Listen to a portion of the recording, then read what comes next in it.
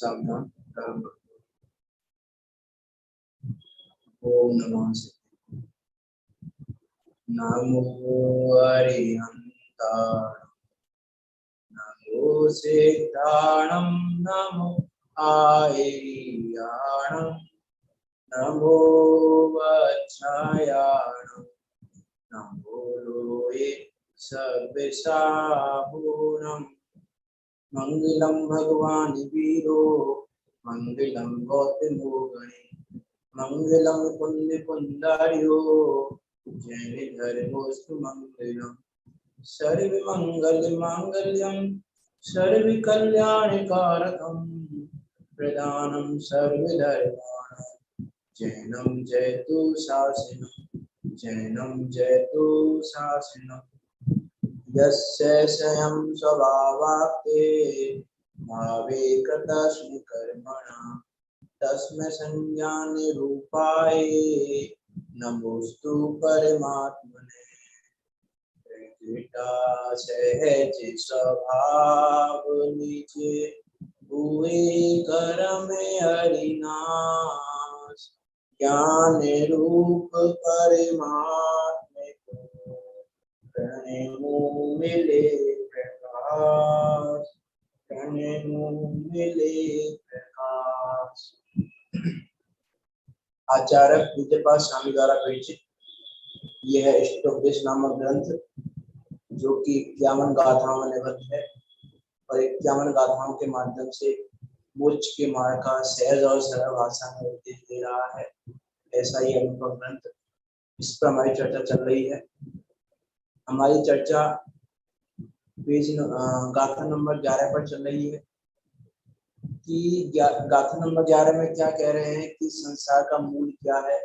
कि संसार का मूल एकमात्र राग और देश है।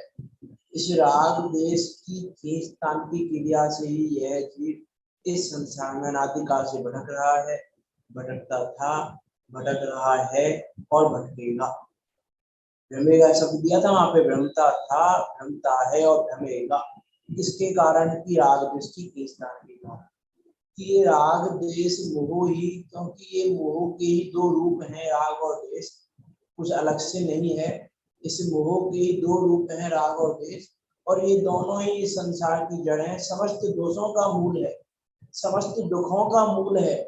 इस प्रकार की बात भी यहाँ पे की थी। देखो पेज नंबर 31 पे चर्चा चल रही थी कि राग देश अन्य अनेक दोषों का मूल है। इसके कारण इस जीव का मन विहल हो जाता है, दुखी हो जाता है, चंचल हो जाता है। इसका मूल कारण क्या है कि ये राग देश की रस्सी, ये राग देश ही है जो इसका मूल कारण है। क्योंकि इनके निमित्त से पंचास्तिकाय जी का एग्जाम्पल की बात की थी कि कर्म बंधन से गति प्राप्ति, गति से शरीर, शरीर से इंद्रियां, इंद्रियों से विषय ग्रहण, और विषय ग्रहण से राग देश, और राग देश से कर्म बंध होता है। इस प्रकार संसार चक्र चलता रहता है। भाव कर्म से द्रव्य कर्म, द्रव्य कर्म से नौ कर्म, नौ कर्म में भाव कर्म करता है, द्रव्य कर्म मानता है, द्रव्य कर्म से नौ कर्म, नौ कर्म से भाव कर्म। इस प्रकार इसका ये चक्र जो है वो चलता रहता है ना। ये ओवरऑल यहाँ पे क्या कहना चाह रहा है कि भाव कर्म करते हो तो द्रव्य कर्म बनेगा, द्रव्य कर्म से नौ कर्म मिलेगा, नौ कर्म और फिर तो भाव कर्म करोगे, राग द्वेष करोगे तो दोबारा से द्रव्य कर्म मिलेगा। इसीलिए समझदारी तो यही है कि राग द्वेष ना करें। इस प्रकार की यहाँ बात हुई थी। राग द्वेष को ही संसार का मूल कारण कहा। अब आगे बढ़ते हैं हम, क्या कह रहे हैं आगे देखो। अब शिष्य पूछता है, क्या प्रश्न कह रहा है, देखो शिष्य संसारी जीव है और बाह्यन प्रकार वो संसार में सुख ढूंढना चाहता है। हमको भी क्या लगता है कि किसी प्रकार संसार में सुख मिल जाए, तो फिर क्यों मोक्ष का प्रयास करें। तो आचार्य पूज्यपाद स्वामी से शिष्य पूछ रहा है कि कुछ तो सुख होगा संसार में, ऐसी बातें तो बताओ, संसार में है क्या सुख? है कि नहीं? बिल्कुल तो होगा सुख, थोड़ा बहुत तो होगा सुख।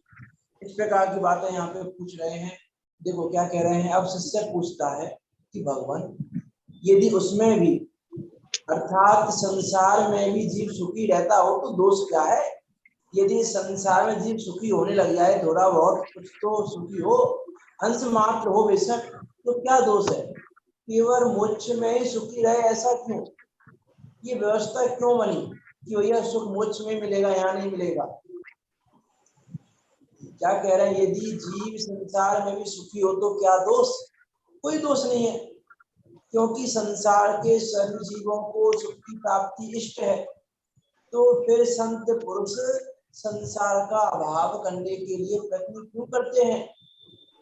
तात्पर्य यह है कि यदि संसार में सुख की प्राप्ति होती तो संसार में ऐसा क्या दोष है कि जिससे संत को उसके नाश के लिए प्रयत्न करते हैं?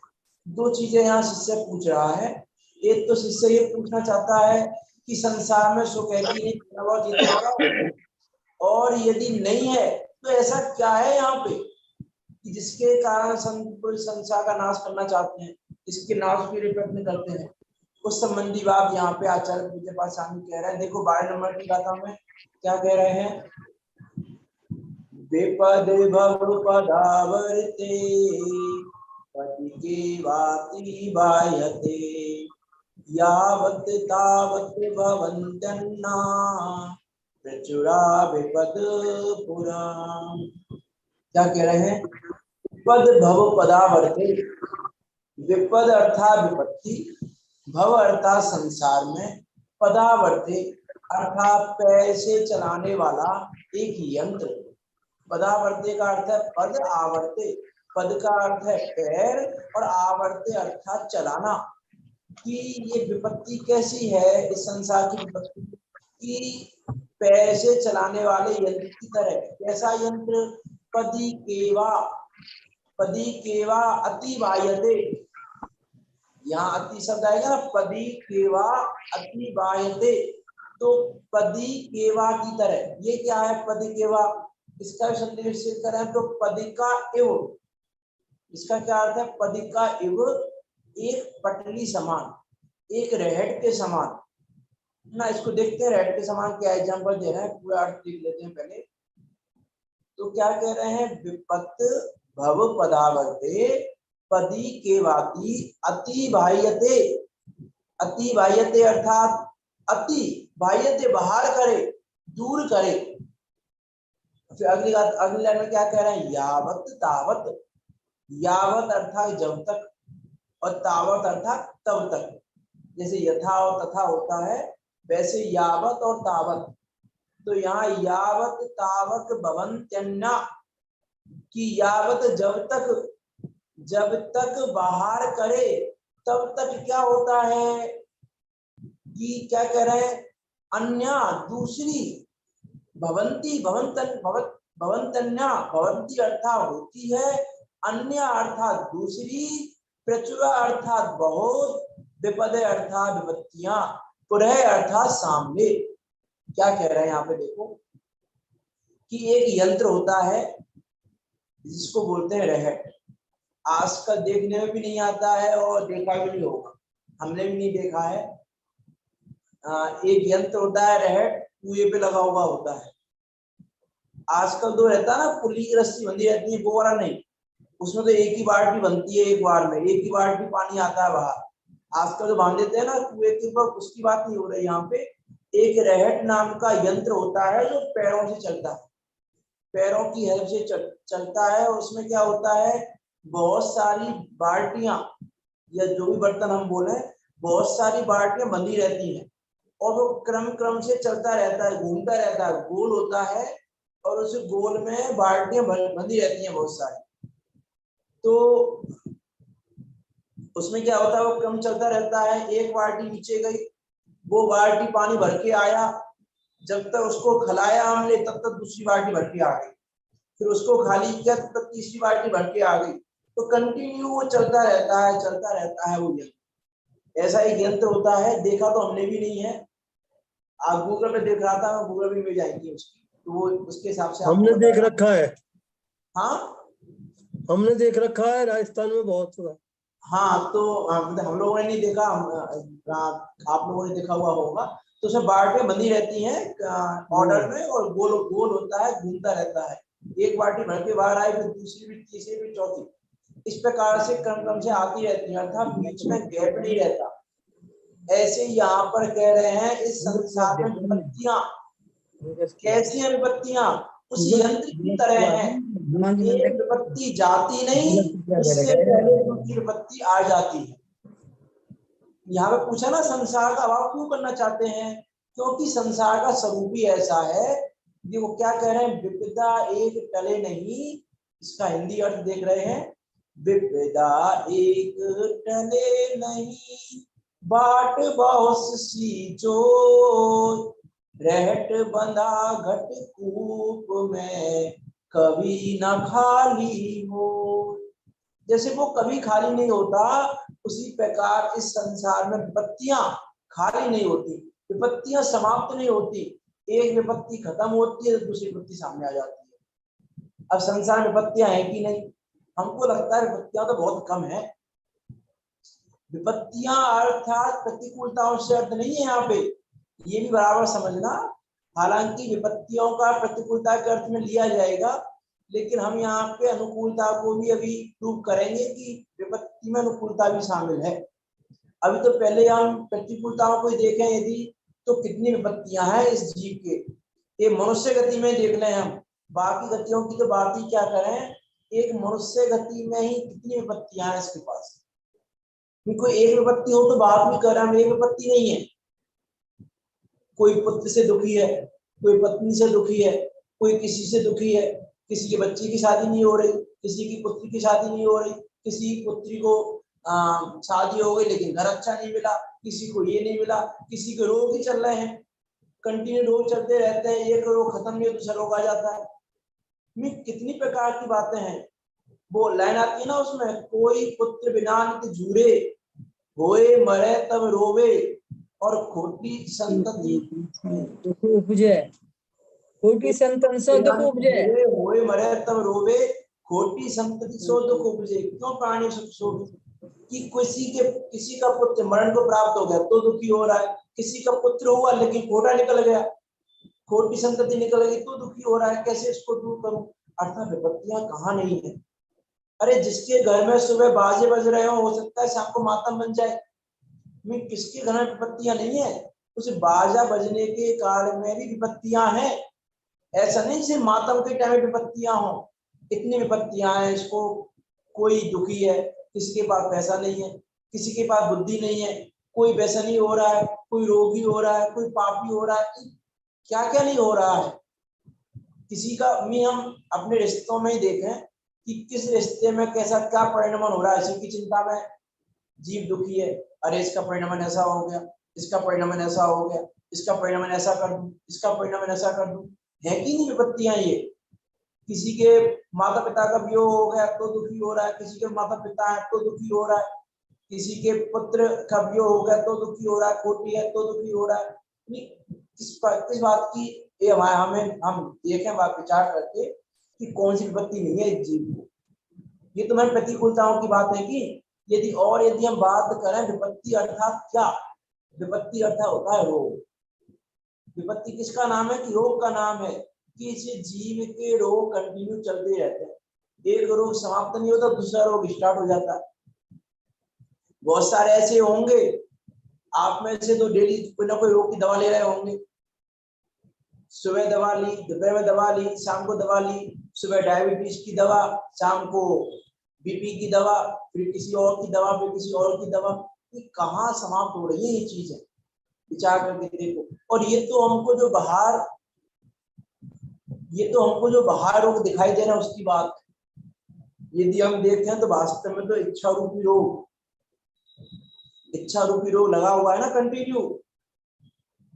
कभी भूख लग रही है तो खाना खा लिया, क्षुधा रूपी रोग को मिटाने, क्षुधा रूपी रोग, क्षुधा का रोग, त्वचा का रोग, किसी को गर्मी लग रही है, गर्मी की विपत्ति, किसी के पसीने आ रहे हैं, किसी को सर्दी लग रही है, किसी को गर्मी लग रही है, किसी को बाहर कीचड़ दिखाई दे रही है। कहाँ है संसार का स्वरूप क्या है? विचार करके देखें हम। ये तो मनुष्य गति के दुखों की बात हो रही है। सारी बात पूरी पहली धारा ले लें, पहली धारा यदि हम ले लें तो क्या क्या नहीं हो रहा है। किसी को भार वहन किया जा रहा है, बलवान पशु के द्वारा निर्बल पशु खाया जा रहा है, फिर निर्बल पशु बाद में बलवान को निर्बल बना के खा रहा है। ये क्या नहीं हो रहा है। एक भव से भवांतर में क्या नहीं हो रहा है, और एक ही भव में क्या नहीं हो रहा है। इस प्रकार की विपत्ति नहीं है इसको। यहाँ कह रहे हैं विपत्ति एक के बाद एक चलती रहती है, विपत्ति टलती नहीं है एक समय के लिए। अर्थात यहाँ ये कहना चाह रहा है इस संसार में एक समय की ये सुख नहीं है। क्यों नहीं है? क्योंकि विपत्तियों की रहट चल रही है कंटिन्यू, विपत्तियों की रहट कंटिन्यू चल रही है। तो एक विपत्ति समाप्त, दूसरी विपत्ति स्टार्ट। किस विपत्ति की हम बात करें? कोई कुछ विषय ग्रहण करना चाहता है, अब विषय ग्रहण करना चाहता है, उसको विषय मिल गया तो कोई और विषय ग्रहण करना चाहता है, वो मिल गया तो कोई और विषय ग्रहण करना चाहता है। ये विपत्तियां खत्म कहाँ हो रही है? ये जीव कहाँ सुखी है? इस संसार में ये जीव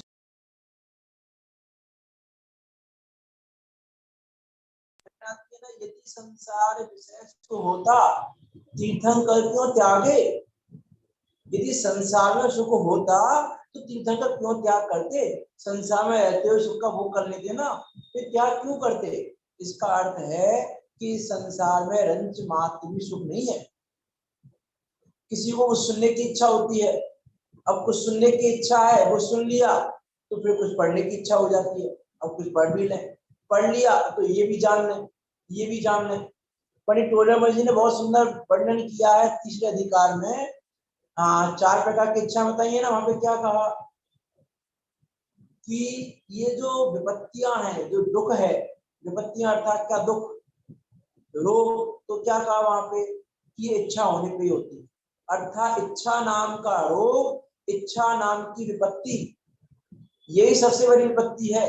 इच्छा नाम की विपत्ति कंटिन्यू चलती रहती है, एक इच्छा समाप्त नहीं होती, दूसरी इच्छा प्रारंभ हो जाती है।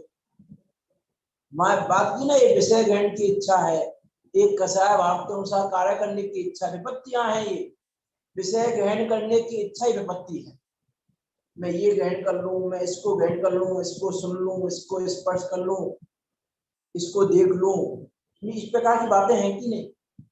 किसी को अरे ये वाला कलर बहुत अच्छा लगा है, और ये वाला कलर हो गया तो फिर फीका पड़ गया, फिर दुखी। अरे ये वाला कलर करवा तो भी अच्छा नहीं लगा, लेकिन दूसरा कलर करवा। कहाँ हमको एक, हम विषय ग्रहण की भी एक ही विषय की यदि हम बात करें तो जी कितनी विपत्ति में है। विचार करके देखें हम कि वो हाथी कैसे एक स्पर्शन इंद्रिय की इच्छा मात्र में दुखी है, सुखी नहीं है किसी प्रकार के भी, किसी प्रकार से सुखी हो गया हो कि नहीं। एक स्पर्शन इंद्रिय के बस हो गए वह जी इतना दुखी हो रहा है, कितनी विपत्ति आ रही है, मरण तक की विपत्ति आ रही है उसके सामने। स्पर्शन इंद्रिय के बस भी, देखो बनगज भी बलवान, बलवान होके भी पढ़ करके बंधन में सहसा, सहता अविरल कष्ट महा। एक स्पर्शन इंद्रिय का विषय क्या है? 5 इंद्रियों के विषय के एग्जाम्पल आते हैं, आप सबने सुने हुए हैं। देखे वो पतंगा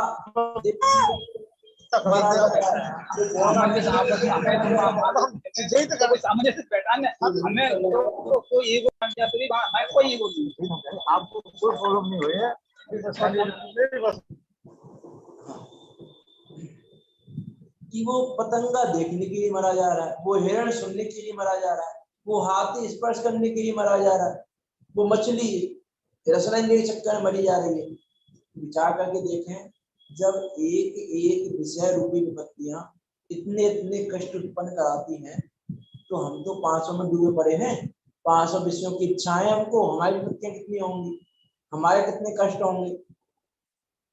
वो लाइन आती है उसमें, एक एक एक विषय में लीन जीव जब पाता इतने कष्ट अपार, 5 इंद्रियों के विषय में लीन सहेगा कितनी मार। कितनी विपत्तियां मिलने वाली हैं हमको, हम 5 इंद्रियों के विषय में पड़े हुए हैं। एक विषय खत्म नहीं होता दूसरा विषय प्रारंभ। ये तो एक एक एक विपत्ति का नाम है विषय ग्रहण की विपत्ति, विषय ग्रहण रूपी इच्छा।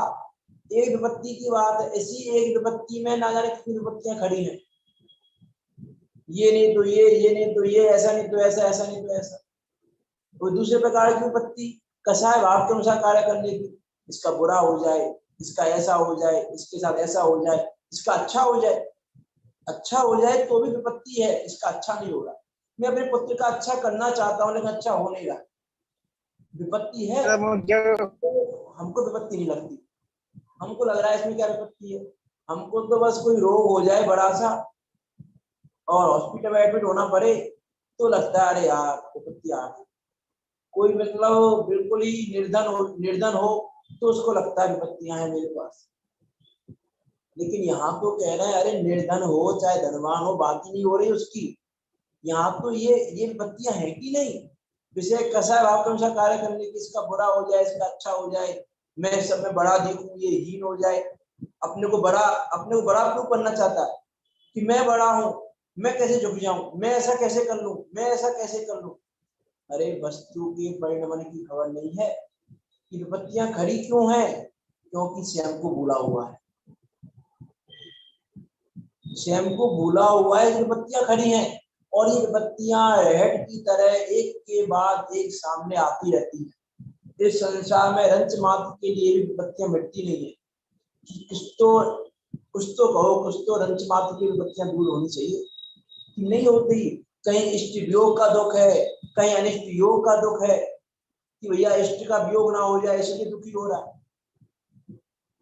कसाय भाव के अनुसार कार्य करने की है ना, तो इष्ट में उसको जो कसाय भाव हो रहा है अच्छे का, अच्छा इष्ट है तो मान हो रहा है, तो इसका वियोग ना हो जाए, कहीं मेरा मान भंग ना हो जाए। मेरे पास इतना पैसा है वो पैसा ना चला जाए, नहीं मेरा मान भंग हो जाएगा, नहीं तो मुझे लोग क्या कहेंगे, मैं निर्धन हो जाऊंगा, तो मैं ऐसा कैसे करूंगा।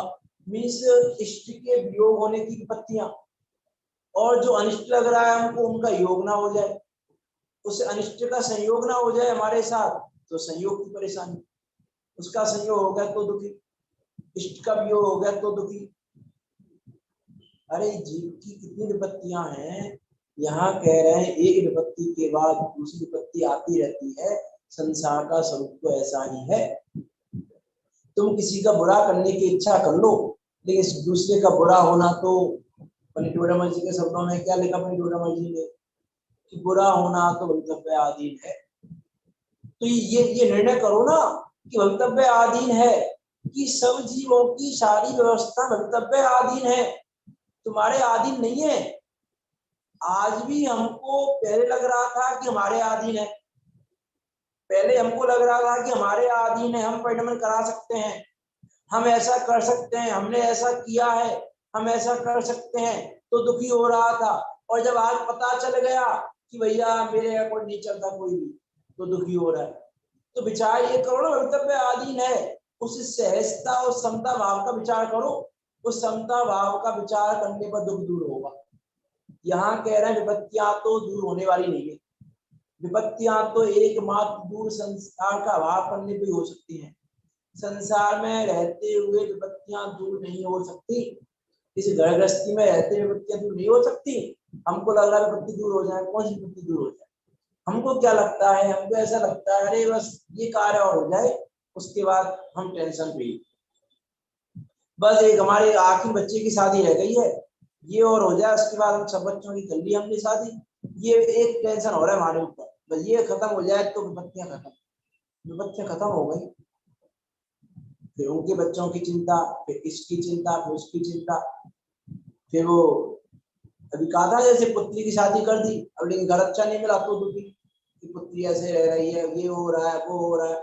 नहीं नायक कितनी विपत्तियां हैं, हमको लगता है अरे ये आपकी विपत्ति है, ये दूर हो जाए बस। कौन सी विपत्ति दूर करना चाहते हो आप, ये तो रहट है, कंटिन्यू चल रही है, ये रहट कंटिन्यू चल रही है। एक विपत्ति के बाद दूसरी विपत्ति आएगी ही आएगी, उसको टालने में तो कोई समर्थ नहीं है। पाप का उदय भी आएगा, पुण्य का उदय भी आएगा, तो पुण्य के उदय में तो सुख होगा ना। बताइए, पुण्य के उदय में तो सुख होगा, पुण्य के उदय में विपत्ति नहीं होगी। कि पुण्य के उदय रहेगा कितनी देर, पहली बात तो पुण्य का उदय हमेशा रहने वाला नहीं है। और पंडित डोडामल जी ने तो पुण्य की इच्छा को भी, पुण्य के अनुसार प्रवर्तन करने की इच्छा को, पुण्य के उदय को क्या कहा, चौथे प्रकार की इच्छा में शामिल किया। दो चार इच्छाएं की ना उन्होंने, विषय ग्रहण नाम की इच्छा, कसाय भाव के अनुसार कार्य करने की इच्छा, एक पाप के उदय की बात की एक इच्छा में, और चौथी इच्छा में क्या कहा, पुण्य के उदय की बात कि पुण्य का उदय भी कहाँ। देखो यह जीव क्या चाहता है, मैं सबको देख लूं, सबको जान लूं, सबको सुन लूं, जो शब्द है, सबको स्पर्श कर लूं, सबका ऐसा कर लूं। लेकिन सारी इच्छा किसकी पूरी होती है? गुरुवद आचार्य देव ने तो लिखा ना, आशा गर्त प्रति प्राणी यस्मिन विश्व ममुपम। इसकी इच्छाएं इतनी है, इसके पास विपत्तियां इतनी हैं, इसको लगता है ये खत्म हो जाएगा। अरे तेरे पास विपत्तियां इतनी हैं जितनी तू भोग नहीं पा रहा है, जितनी विपत्तियों को तू तेरे सामने नहीं आ रही है, इतनी विपत्तियां तेरे पास पड़ी हुई है। वो इच्छाएं तेरे पास इतनी पड़ी हुई है, इच्छा नाम की विपत्ति है ना। आशा गर्त प्रति प्राणी यस्मिन विश्व ममुपम तत्सम किम किए दायाति।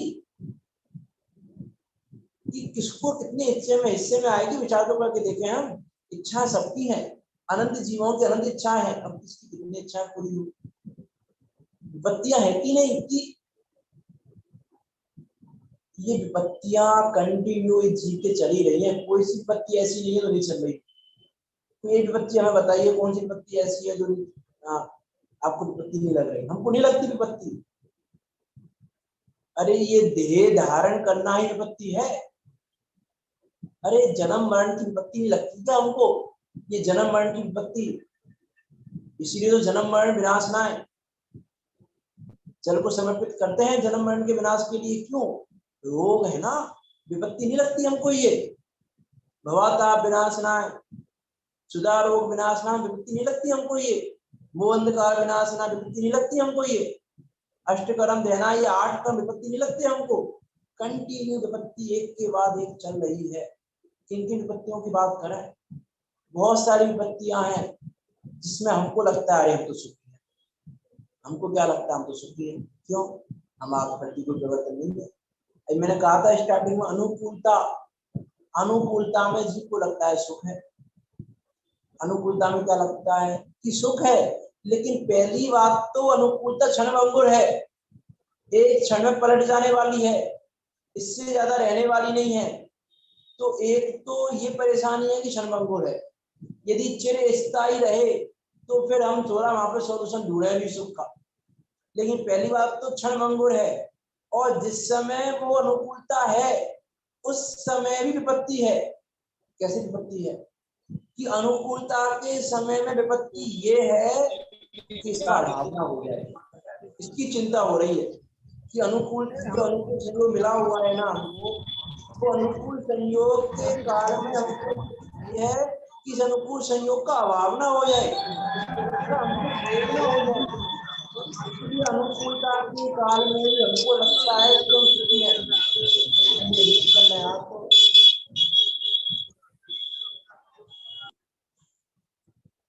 इस अनुकूलता के क्या कह रहा था मैं? हाँ, इस अनुकूलता के काल में भी, ये जो अनुकूल संयोग का काल है, उस अनुकूल संयोग के काल में भी यह जीव विपत्तियों में ही पड़ा हुआ है। अर्थात जहां इसने इस समय प्रश्न किया ना अनुकूलताओं को लेके कि कुछ तो सुख बताओ संसार में, तो यहाँ आचार्य पूज्यपाद स्वामी कह रहे हैं कि सुख कहाँ से बताएं हम आपको? इस संसार में सुख हो तो आपको संसार में सुख बताएं, लेकिन इस संसार में किसी प्रकार का भी सुख नहीं। यह जीव निरंतर विपत्तियों में ही पड़ा हुआ है, विपत्तियों की तैयारी करता है, विपत्तियां ही लाता है, विपत्तियों की भावना बाता है। कि क्या बात कर रहे हो? विपत्तियों की भावना तो कोई नहीं बाता, विपत्ति की भावना नहीं बाते हम प्रति क्षण विपत्ति की भावना भा रहे हैं। कैसे भा रहे हैं विपत्ति की भावना? अरे ये संयोग मिल जाए तो अच्छा है, ये संयोग मिल जाए तो अच्छा हो जाएगा। अरे वो संयोग ही तुझे विपत्ति देने वाला है, और तू खुद चाह रहा है विपत्ति चल के मेरे पास आए। नहीं लगता हमको कि हम विपत्ति को बुला रहे हैं, हम विपत्ति को आमंत्रण दे रहे हैं कि अरे जो भी जैसा भी उदय आ रहा है वो सब उदय, कर्म का उदय ही वास्तव में विपत्ति है। अब कर्म का उदय कैसा भी हो, चाहे वो सातवेदनीय रूप हो, चाहे वो असातवेदनीय रूप हो, चाहे वो अच्छी आयु हो, चाहे वो पूरी आयु हो, चाहे वो उच्च गोत्र हो, चाहे वो नीच गोत्र हो, चाहे कुछ भी हो, कैसा भी हो, लेकिन है तो विपत्ति ही। तो यहाँ कह रहे हैं विपत्ति तो एक के बाद एक चलती रहती है रैट की तरह। इस संसार में तो रंच मात्र भी सुख मिलने वाला नहीं है। मिलने वाला क्या नहीं है, रंच मात्र सुख हो तो मिलेगा ना, मिलने वाला नहीं है, रंच मात्र सुख है नहीं। जिनको हमको लग रहा है कि भैया इनसे सुख मिल जाएगा, इनसे सुख मिल जाएगा, कि वो भी सुखी करने वाले नहीं, वो भी एकमात्र दुखी ही करने वाले हैं। जो भी हम देखें जिससे हमको लगता है कि इससे सुख मिल जाएगा, स्त्री से मिल जाएगा कि पुत्र से मिल जाएगा, स्त्री पुत्र आदि का स्वरूप देख चुके हैं हम पहले ही कि क्या स्वरूप है उनका, उन सब की बात भी पहले कर चुके हैं कि कहाँ सुख को ढूंढ रहा है। अपने वो आती है ना, अपने सुख को देख बावले, सुख का जहाँ खजाना रे, क्यों पर में सुख ढूंढ रहा है, क्यों पर का दीवाना रे। बहुत पुराना भजन है एक ये। क्यों अब अपने सुख को देख बावले, सुख का जहाँ खजाना रे, क्यों पर में सुख ढूंढ रहा है, क्यों पर का दीवाना रे। क्यों पर का दीवाना हो रहा है, क्यों पर में सुख ढूंढ रहा है। यहाँ कह रहे हैं पर में सुख ढूंढना यही इसकी विपत्ति है।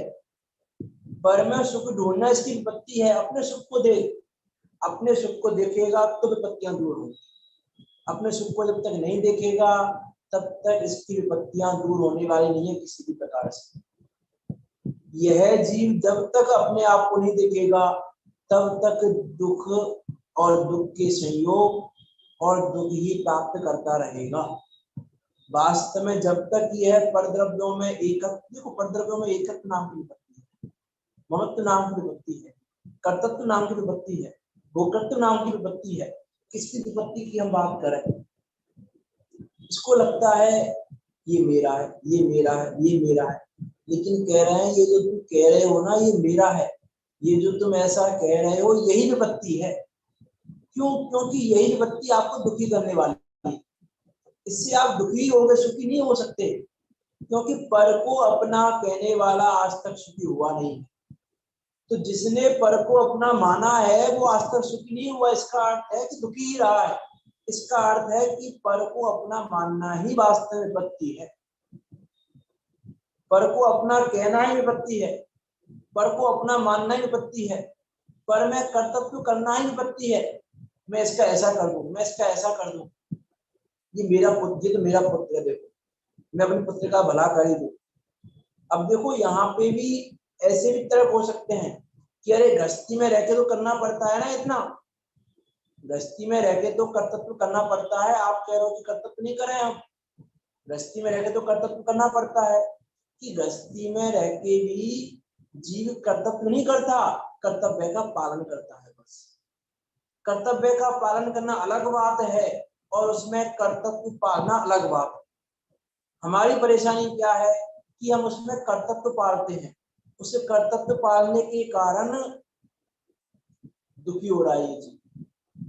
एक वो आती है लाइन, यद्यपि वो लाइन ऐसी है कुछ कि ज्ञानी को भी ऐसा विचार आता है कि मैं कुछ भला कर दूं, इन जीवों का भला कर दूं, कुछ लिख दूं, कुछ सुना दूं, ऐसा भाव तो आता है, लेकिन इसमें कर्तव्य नहीं पालता।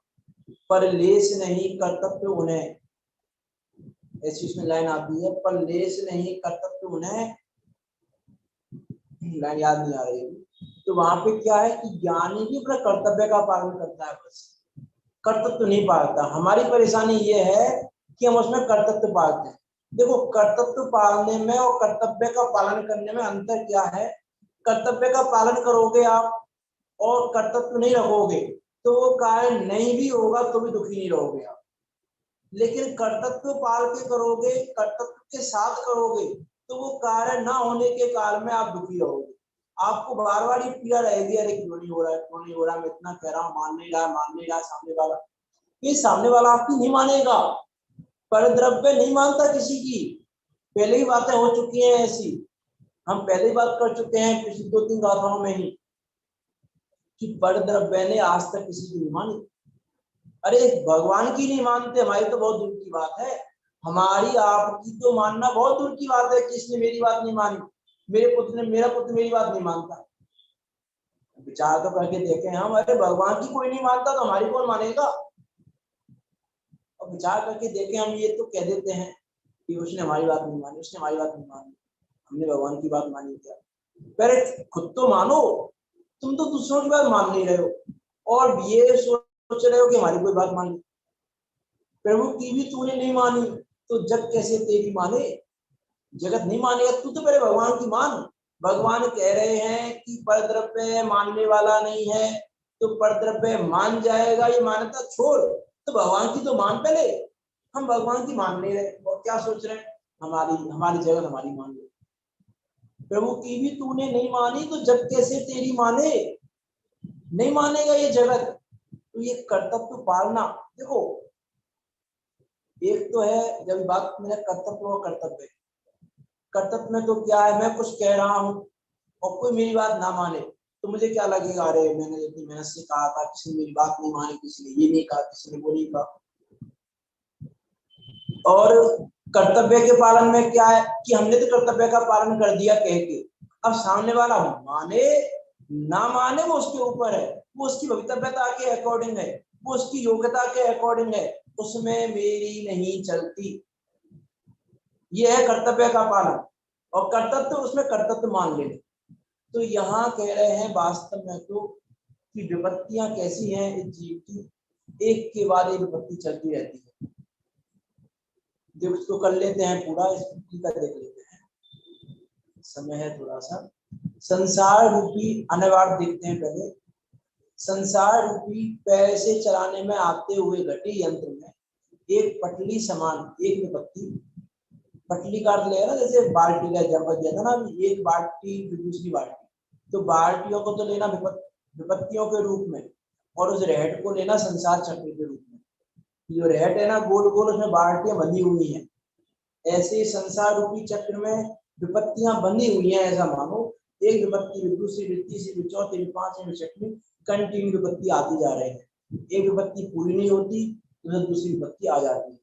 तो क्या कह रहे हैं यहाँ पे, यावत और तावत, एक विपत्ति यावत जब तक दूर करे, तावत उससे पहले अन्य दूसरी विपत्तियां सामने उपस्थित हो जाती हैं। ये क्या करता है जी, दूर देखो टीका देखते हैं, चर्चा तो बहुत हो सकती है, बाद में विचार करके देखें हम कि विपत्तियां कैसी हैं।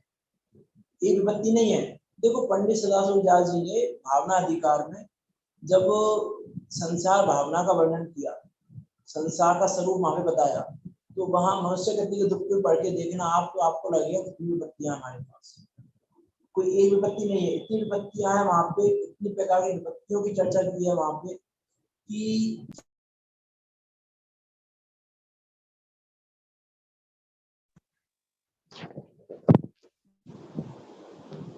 किसी का भाई बैरिंग कर जाता है, किसी का कुछ हो जाता है, किसी का कुछ हो जाता है, बहुत सारी बातें हैं वहां से देखना आप।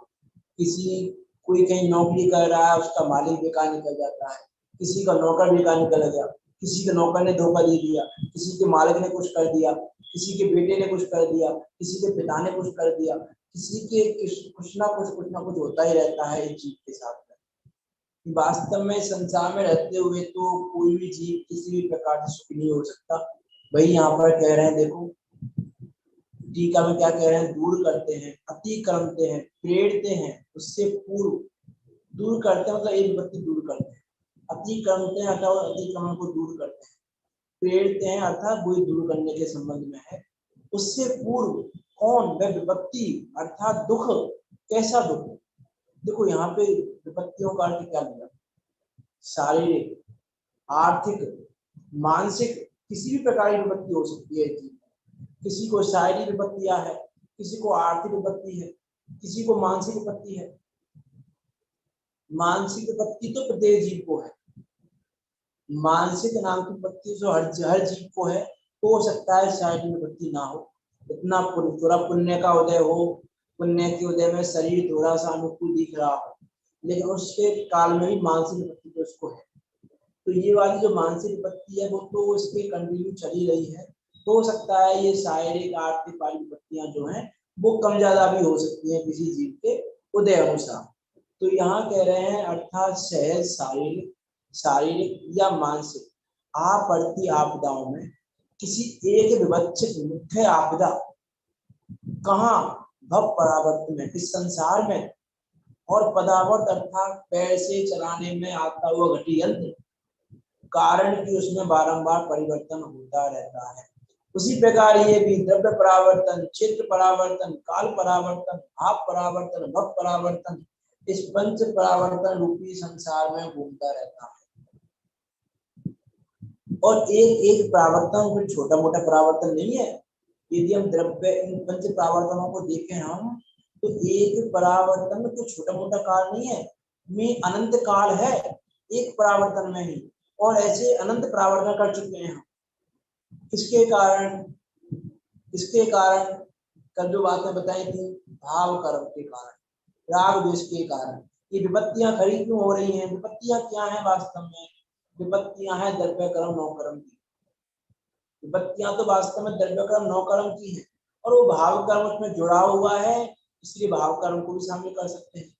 ये मानसिक की बात की ना भी हमने, तो मुख्य रूप से विपत्तियां ये है। तो ये विपत्तियां कब दूर होंगी? जब हम अपने भाव कर्म को सुधारें। तो वही यहाँ पर कह रहे हैं आता हुआ घटी यंत्र कारण कि उसमें बारंबार परिवर्तन होता रहता है। घटी यंत्र जैसे संसार में किसकी तरह? पदाक्रांत पैर देकर चलाने में आती पटली की तरह दूर करे उसके पहले ही अर्थात एक पटली व्यतीत हो, उससे पूरी दूसरी पटली या बाल्टी बोल लो उसको और इजी वे में समझने के लिए उपस्थित होती है। तो रेत में बाल्टी बंधी हुई है, वो पैर से चल रही है, एक पटली गई दूसरी पटली आ गई, दूसरी गई तीसरी आ गई। तो वही यहाँ पे हो रहा है। अन्य अर्थात अपूर्व और प्रचुर अर्थात बहु विपत्तियां जीव के सामने जैसे नदी में काचित नदी के ऊपर के प्राणी के सामने पटलियां उपस्थित होती हैं, वैसे ऐसा सामर्थ्य से समझना। इस कारण दुख की कारणभूत अनेक विपत्तियां निरंतर आती होने से संसार अवश्य विनाश करने योग्य है, ऐसा तू जान। इस जी को क्या लग रहा था? प्रश्न क्या किया था इस शिष्य ने कि संसार में कुछ तो बताओ, कुछ तो सुख होगा संसार में। यहाँ कह रहे हैं कि विपत्तियां निरंतर आती होने से संसार अवश्य ही विनाश करने योग्य है। ये संसार किसी प्रकार रहने योग्य नहीं है, ये संसार में किसी प्रकार का सुख मिलने वाला नहीं है, किसी प्रकार से रहने योग्य नहीं है। और रहने योग्य होता तो जो अनंतन सिद्ध हो चुके हैं वो फिर इसका भाव नहीं करते। तो ये सारी बात हम विचार करें वास्तव में कि संसार का स्वरूप कैसा है। हमको लग रहा है कि हम सुखी हैं, हमको लग रहा है हम सुखी हैं। अभी अगली गाथा में तो बहुत और भी बात आने वाली है, इसका भावार्थ का देखेंगे अभी हम, और थोड़ी चर्चा करके अगली गाथा देखेंगे। अगली गाथा में क्या आने वाला है वो मैं बता दूं आपको कि विपत्तियों में तो जीव दुखी है, लेकिन संपत्ति वाला तो सुखी होगा ना। इस बात को करेंगे अगली गाथा में। संपत्ति वाला भी किस प्रकार का है, संपत्ति का स्वरूप, उसकी चर्चा करेंगे। कल इसकी चर्चा करते हैं, बाकी फिर आगे गाथा को बढ़ेंगे। विचार करना, लेकिन ये विपत्तियां दुख की कारणभूत हैं और विपत्तियां निरंतर चल रही हैं। विपत्तियों का अभाव संसार में रहते हुए हो नहीं सकता। इसी विपत्तियों का अभाव करने के लिए संसार का अभाव करना ही एकमात्र उपाय है, दूसरा और कोई उपाय नहीं है। इसलिए इस उपाय को अंगीकार करके हम भी विपत्तियों को दूर करें, और जैसे सिद्ध अविनाशी सुख का भोग कर रहे हैं उसी प्रकार हम भी अविनाशी सुख का भोग करें। इसी मंगल भावना के साथ अभी की बात को यहाँ विराम देते हैं। किसी को पूछना हो तो पूछ सकते हैं आप। हमारी स्थिति करते हैं। निज निधि निज में बताई यह ते उपकार इसके लिए